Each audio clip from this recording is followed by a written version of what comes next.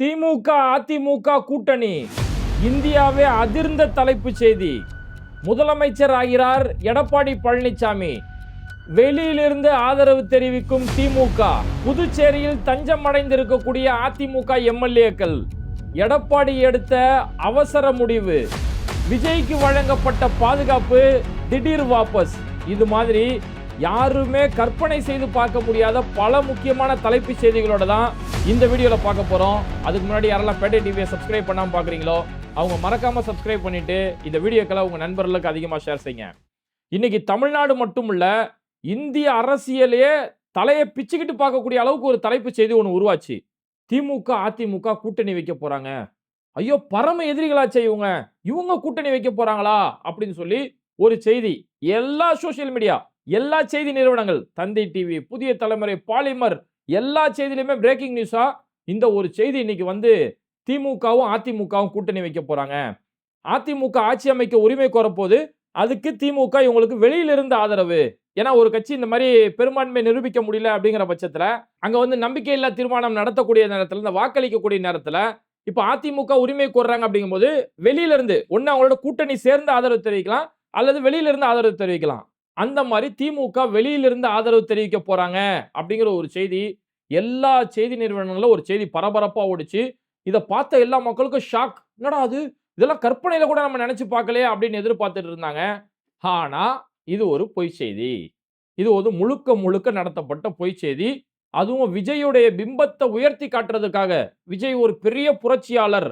இந்த முதல்வன் படத்துல புகழேந்தியின் character, அர்ஜுனுடைய character பேர் புகழேந்தி. புகழேந்தி வந்து திடீர்னு வந்து ஒரு நாள் வந்து பேட்டி எடுத்து ஒரே நாள்ல சிஎம் ஆயிருவாரு. அந்த ஒரு நாள் சிஎம் அடுத்த எலெக்ஷன்ல பிரம்மாண்டமா ஜெயிச்சு முடிச்சிருவாரு. அவரோட வெற்றியை தடுக்கிறதுக்காக ரகுவரன் கேரக்டரும் இன்னொரு ஒரு எதிர்க்கட்சி இருக்கும். இந்த ரெண்டு கேரக்டரும் பாரம்பரிய எதிர்க்கட்சிகள். இவங்க ரெண்டு பேரும் ஒன்னா சேர்ந்து கூட்டணி வச்சு அர்ஜுனுக்கு தான் இவங்க ரெண்டு பேரும் ஒன்னா கூட்டணி வச்சிருவாங்க அப்படி சொல்லி ஒரு காட்சி கிரியேட் பண்ணுவாங்க. அடேங்கப்பா, முதல்வன் படத்துல பார்த்ததா இன்னைக்கு உண்மையால நிஜத்துல நடக்குதுப்பா.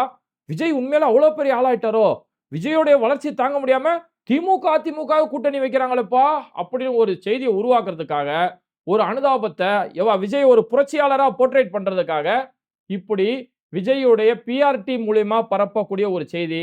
அந்த செய்தி உண்மையா பொய்யான்னு தெரியாம இங்க இருக்கிற துப்புக்கட்ட ஊடகங்கள், கேடுகட்ட ஊடகங்கள் அதை தலைப்பு செய்தியா போடுறாங்க. கொஞ்சமாச்சும் ஒரு ஊடக அறம்ன்றது வேணா? ஜனநாயகத்துடைய 4வது தூண் 5வது தூண் பெருமைப்பட்டுக்கிறீங்களே, ஒரு செய்தி வெளியிடும் போது மக்கள் இந்த செய்தியை பார்க்கறாங்களே, இதை உண்மைன்னு மக்கள் நம்புவாங்களே. நீ செய்தி வெளியிட்டு பிரேக்கிங் நியூஸ் போட்டுக்க, என்னன்னாலும் போட்டுக்கோ. செய்தியோட கடைசியில இது வந்து சோசியல் மீடியால பரவக்கூடிய ஒரு தகவல் தான். இது மாதிரி ஒரு சிலர் பேசிக்கிறாங்க, ஒரு சிலர் இந்த செய்தியை பரப்புறாங்க. ஆனா இந்த கட்சி சார்பில் இருந்து இது வரைக்கும் அபிஷியலா தகவல் வரல. அந்த உண்மையை கடைசியில் எடுத்து வைக்க வேண்டிய உங்க பொறுப்பு இல்லையா? இது எதையுமே போடாம, அந்த கட்சியோட கருத்து என்னன்னு கேட்காம, இந்தியாவே அதிர்ந்த செய்தி, யாரும் எதிர்பார்க்காத ட்விஸ்ட், திமுக அதிமுக கூட்டணி வைக்கிறது. கடைசியில் ஒரு கேள்விக்குறியை மட்டும் போட்டுருவாங்க. ஒரு கேள்விக்குறியை மட்டும் போட்டுட்டு அப்படியே மொட்டையா செய்தி ஆரம்பிச்சு மொட்டையா முடிச்சு மொட்டைப்பையன் எழுதின மொட்டை கடிதாசி மாதிரி இப்படி ஒரு செய்தியை வெளியிட்டு தமிழ்நாடு மக்களே பரபரப்பா ஏற்படுத்தி விட்டுட்டு இருக்காங்க. அதுக்கடுத்து இந்த செய்தியை கிரியேட் பண்ணது யாரு அப்படின்னு பார்த்தோம்னா, ரூட் மாஃபியா அப்படின்னு சொல்லக்கூடிய ஒரு நிறுவனம். இவங்க யாருன்னா, விஜயோடைய தாவேகா கட்சிக்காக அவங்க ஆரம்ப நாள்ல இருந்து, விஜய் தாவேகான்னு ஒரு கட்சி ஆரம்பிக்கக்கூடிய நாள்ல இருந்து அவங்க வந்து அவங்களுக்கு பிஆர் டீம், அந்த ப்ரொமோஷனுக்காக வேலை செஞ்சுட்டு இருந்த ஒரு டீம். அந்த டீமை சார்ந்தவர்கள் தான் இந்த செய்தியை வெளியிட்டாங்க. ஃபர்ஸ்ட் திமுக அதிமுக கூட்டணி வைக்க போறாங்கன்னு சொல்லி ஒரு செய்தியை உருவாக்கி விஜய ஒரு புரட்சியாளராக காட்டுறதுக்காக இப்படி ஒரு செய்தியை கிரியேட் பண்ணி விட்டாங்க. அந்த கிரியேட் பண்ணப்பட்ட செய்தி, அந்த சோசியல் மீடியாவில் பரவக்கூடிய தகவல் அது உண்மையா பொய்யான்னு தெரியாம இங்க இருக்கக்கூடிய துப்புக்கட்ட ஊடகங்கள் அதை தலைப்பு செய்தியா போட்டுக்கிட்டு மக்களுக்கு அதுக்கான விளக்கத்தையும் ஏற்படுத்தாம அவங்க செஞ்ச விளைவு தான் மக்கள் மத்தியில் திமுக அதிமுக கூட்டணி வைக்க போறாங்களோ அப்படின்னு சொல்லி ஒரு அதிர்ச்சி உருவாயிருச்சு. ஏன்னா இதுக்கு முன்னாடி இது மாதிரியான பிரம்மாண்ட செய்திகள் கேட்கப்பட்டது. அதாவது 2015 பீகாருடைய தேர்தலில் நிதிஷ்குமார், லல்லு பிரசாத் யாதவ் இவங்க ரெண்டு பேருமே பீகாருடைய திமுக அதிமுக மாதிரி ரெண்டு பேரும் பரம எதிரிகள். அவங்களுக்கு எதிராக அரசியல் நடக்கும். இவங்க மாறி மாறி ஆட்சி அமைப்பாங்க. ரெண்டு பேரும் பரம எதிரிகள். இவங்க ரெண்டு பேரும் 2015 ஒரு கட்டத்தில் கூட்டணி வச்சாங்க. அவங்க கூட்டணி வச்சாங்க. ஒருவேளை நிதிஷ் லல்லுக்கு நடந்தது அந்த மாதிரி இந்த கூட்டணி வச்சிருவாங்களோ, அல்லது 2019 மகாராஷ்டிராவில் சிவசேனா, காங்கிரஸ், என்சிபி இவங்கெல்லாம் பரம எதிரிகளா இருந்தவங்க, இவங்களே கூட்டணி வச்சாங்களோ, ஒருவேளை அந்த மாதிரி இங்க நடந்துருமோ அப்படின்னு சொல்லி மக்கள் மத்தியில் ஒரு பரபரப்பு ஏற்பட்டுருச்சு. ஆனா கொஞ்சம் நல்லா யோசிச்சு பாருங்க. நிதிஷ், லல்லு இவங்க 2 பேர் 2015ல கூட்டணி வச்சாங்களே, எதனால கூட்டணி வச்சாங்க? அங்க பாஜக ஒரு கணிசமான எம்.எல்.ஏக்கள அங்க பெற்றுச்சு. அங்கேயும் கிட்டத்தட்ட இந்த மாரி ஒரு சூழல் அமைஞ்சது. நம்ம இன்னைக்கு தமிழ்நாடு எலக்ஷன் எப்படி அமைஞ்சதோ, இதே மாரி ஒரு சூழல் அங்க இன்னைக்கு அமைஞ்சது. பாஜக அங்க கணிசமான எம்.எல்.ஏக்கள் வந்துட்டாங்க. அப்ப பாஜக வந்துறக்கூடாதுங்கிறதுக்காக பரம எதிரிகள் 2 பேரும் ஒண்ணு சேர்ந்தாங்க. அங்க பாஜக அன்னைக்கு தேதிக்கு நான் சொல்றேன் 2015 நிதிஷ்குமார் அதுக்கப்புறம் பச்சோந்தி அவர் எப்பவுமே தாண்டிக்கிட்டு இருப்பாரு வேற கதை. ஆனா அன்னைக்கு 2015ல அவங்க எடுத்த ஸ்டாண்ட் என்னன்னா, பாஜக வந்தா அந்த மாநில கட்சிகள அடிச்சிரும். அப்போ பரம எதிரிகளா இருக்கக்கூடிய நம்ம ஒண்ணா கைகோர்ப்போம் அப்படின்னு சொல்லி தான் 2015ல அந்த முடிவு எடுத்தாங்க. 2019ல சிவசேனா, காங்கிரஸ், என்சிபி இவங்க 3 பேரும் கைகோர்த்தாங்களே, அதுவும் பாஜகவுக்கு எதிரா. பாஜக இங்க ஒவ்வொரு கட்சிகள உடைக்கக்கூடிய வேலைகள செய்யுது. தொடர்ந்து இந்த மாதிரி சர்வாதிகார அரசியல் பாஜக செஞ்சுட்டு இருக்காங்க. அப்ப அத முறியடிக்கணும்னா, நம்ம எல்லாம் நம்மளுடைய கருத்து வேறுபாடுகள தூக்கி போட்டுட்டு, நம்ம ஒண்ணா சேர்ந்தா மட்டும் தான் நம்ம மாநிலத்த காப்பாத்த முடியும் அப்படின்னு சொல்லி, மாநில நலனுக்காகவும், பாஜகவுடைய எதிர்ப்புக்காகவும் தான் அங்க 2019ல என்சிபி, சிவசேனா, காங்கிரஸ் இவங்க ஒண்ணா கூட்டணி சேர்ந்தாங்க. இந்த எந்த கதையுமே புரியாம, இங்க கொஞ்சமாச்சும் ஒரு அடிப்படை அறிவு வேணாம். ஒரு அடிப்படை ஏன்னா செய்திகள் எப்படி செய்தி வெளியிடுறாங்கன்னா, எடப்பாடி முதலமைச்சர் ஆவறதுக்கு வெளியில இருந்து ஆதரவு தெரிவிப்பாங்களாம். ஏதாவது அடிப்படை அறிவுன்றது வேணாம். திமுக 2016ல ஜெயலலிதா இறந்து போயிடுறாங்க.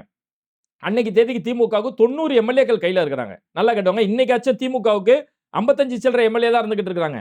அன்னைக்கு தேதிக்கு 2016ல திமுகவுக்கு 90 எம்.எல்.ஏக்கள் கையில இருக்கிறாங்க.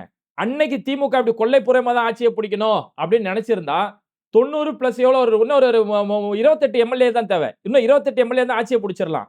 கொல்லைப்புறமா தான் ஆட்சிய பிடிக்கணும்னா, அன்னைக்கு இருக்கக்கூடிய அதிமுக எம்.எல்.ஏக்களுக்கு அமைச்சர் ஆசைய காட்டி ஈஸியா அவங்கள வலிச்சு போட்டுருக்கலாம். வலிச்சு போட்டா ஈஸியா அன்னைக்கு வந்திருப்பாங்க. தலைமை இல்லாம தத்தளிச்சிருந்த நேரம். ஈஸியா வலிச்சு போட்டு அன்னைக்கு திமுக நினைச்சு ஆட்சிய பிடிச்சிருக்கலாம். ஆனா அப்படியாப்பட்ட கேடுகெட்ட அரசியல் நாங்க செய்ய மாட்டோம். அந்த கேவலமான சில்லறத்தனமான அரசியல் நாங்க செய்ய மாட்டோம். நாங்க நேர்மையா மக்கள் அணுகி தேர்தல சந்திச்சே நாங்க அரசியல சந்திக்கிறோம்னு சொல்லி 2021ல நியாயமான முறையில மு.க. ஸ்டாலின் முதலமைச்சர் ஆனாங்க. இதுதான் அரசியல். இந்த அரசியல் தான் திமுகவுடைய அரசியல்.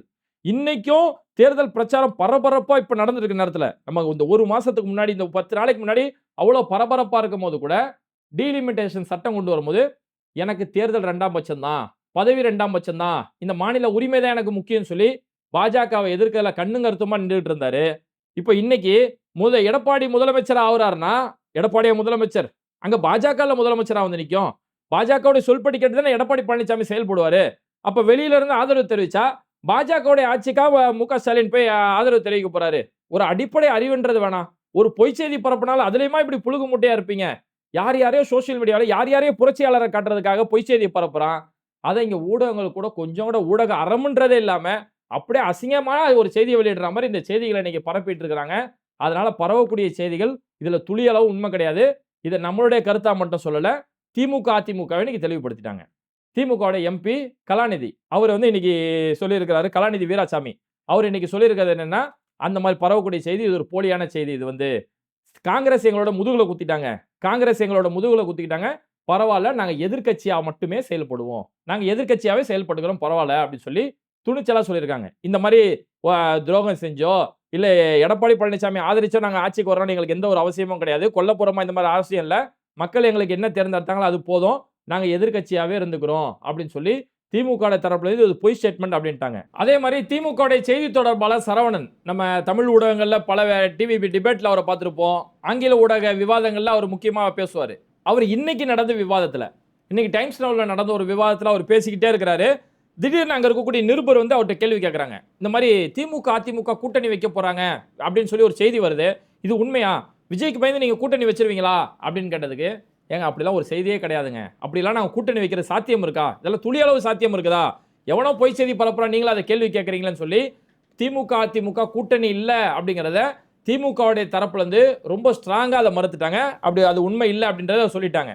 அடுத்து அதிமுகவுடைய தரப்புல இருந்து அதை மறுத்திருக்காங்க. அதிமுகவுடைய அபிஷியல் ஐடி விங், அவங்களுடைய ஏடிஎம்கே உடைய அபிஷியல் ஐடி விங் தரப்புல இருந்து இன்னைக்கு ஒரு செய்தியை வெளியிட்டு, இது நடிகரால பரப்பக்கூடிய பொய் செய்தி. திமுக, அதிமுக கூட்டணி ஒரு செய்தி பரப்புறாங்களே, இது நடிகரால பரப்பக்கூடிய ஒரு பொய் செய்தி. அந்த நடிகருக்கு நடிக்க தெரியும் என்றுதான் நம்ம நினைச்சுக்கிட்டு இருந்தோம். ஆனா அந்த நடிகருக்கு இப்படி பொய்யான கதைகளை எழுத தெரியும் அப்படிங்கறத இப்ப நிரூபிச்சு காட்டிட்டாரு. இது அந்த நடிகருடைய டீம், அவங்களுடைய குழு அவங்க பரப்பக்கூடிய ஒரு பொய்யான பொய் செய்தி இது. அந்த நடிகர் ஒழுங்கா நடிக்கிறது மட்டும் இல்லாம அவர் கூடுதலா கதை திரைக்கதை வசனமும் எழுதியிருக்கலாமே, இப்படி சூப்பரா பொய் செய்திகளை பரப்புறாரே அப்படின்னு சொல்லி அதிமுகவுடைய தரப்புல இருந்து தெளிவுபடுத்திட்டு, இது உண்மை கிடையாது, இது ஒரு பொய் செய்தி அப்படிங்கறத திமுக அதிமுக 2 கட்சிகளுமே அதை கிளியர் பண்ணி முடிச்சிட்டாங்க. அப்போ இது ஒரு பொய் செய்தியை பரப்புறாங்க. அதை இங்க இருக்கக்கூடிய ஊடகங்கள் கொஞ்சம் கூட அறமே இல்லாம அப்படி ஒரு செய்தியை பரப்பிக்கிட்டு இருந்தாங்க. சரி, அடுத்து விஜய்க்கு அடுத்து வந்திருக்கக்கூடிய ஒரு ட்விஸ்ட், அதாவது எடப்பாடி பழனிசாமி அவருடைய தலைமையில அதிமுகவுடைய எம்எல்ஏக்கள் கொண்ட ஒரு குழு, அந்த குழுவில் ஒரு ஆலோசனை கூட்டம் நடக்குது. இப்போ விஜய் கூட போய் ஆதரவு தெரிவிக்கலாமா, ஆதரவு கேட்குறாங்களே அப்படிங்கும் போது எடப்பாடி பழனிசாமி ரொம்ப ஸ்ட்ராங்காக ஸ்டேட்மெண்ட் எடுத்துட்டாரு. விஜய் கூட கூட்டணி கிடையாது, தாவேகாவுக்கு ஆதரவு கிடையாது அப்படிங்கிற அவங்களுடைய ஸ்டேட்மெண்ட்டை அவங்க ரொம்ப கிளியராக எடுத்துட்டாங்க. இப்போ விஜயை பொறுத்த வரைக்கும் அவருக்கு 107 107 தான் கணக்கு. காங்கிரஸ்லேருந்து திமுகவுக்கு துரோகம் செஞ்சுக்கிட்டு காங்கிரஸ் அங்கே 5 பேர் போய் சேர்ந்துட்டாங்க. அப்போ 112 தான் ஆச்சு. 112 பத்தாது, இன்னொரு 6 அவருக்கு தேவைப்படுது. அப்போ அதிமுக தான் வந்துருவாங்களா அப்படின்ற நேரத்தில் அதிமுக ரொம்ப கிளியர் ஸ்டேட்மெண்ட் சொல்லிட்டு நாங்கள் ஆதரவுலாம் தெரிவிக்க முடியாது அப்படிங்கிறத அதிமுகவும் மறுத்துட்டாங்க. இப்போ விஜய் என்ன செய்வாருன்னு தெரியல. போய் ஆளுநர்கிட்ட போய் நாங்கள் பதவி ஏற்க போகிறோம், எங்களுக்கு பதவி பிரமாணம் செஞ்சு வைங்க அப்படின்னு ஆளுநர்கிட்ட மனு கொடுத்துறாரு. இன்னும் ஆளுநராக அவர் அழைக்காமல் இருக்கிறாரு. அப்போ விஜய் வந்து ஒரு மைனாரிட்டி நபராக தான் இன்னைக்கு இருந்துகிட்டு இருக்கிறாரு. அவர் கையில் இன்னொரு மெஜாரிட்டி இல்லாமல் மைனாரிட்டியோட முழிச்சுக்கிட்டு கிடக்கிறாரு அப்படிங்கிற ஒரு யதார்த்தம் புரியக்கூடிய நேரத்தில் அதிமுகவில் இப்போ திடீர்னு ஒரு 15 எம்எல்ஏக்கள் விஜய் பக்கம் போகிறதுக்காக அடுத்த கட்ட ஏற்பாடு இப்போ வேகமாக நடந்துகிட்டு இருக்குது.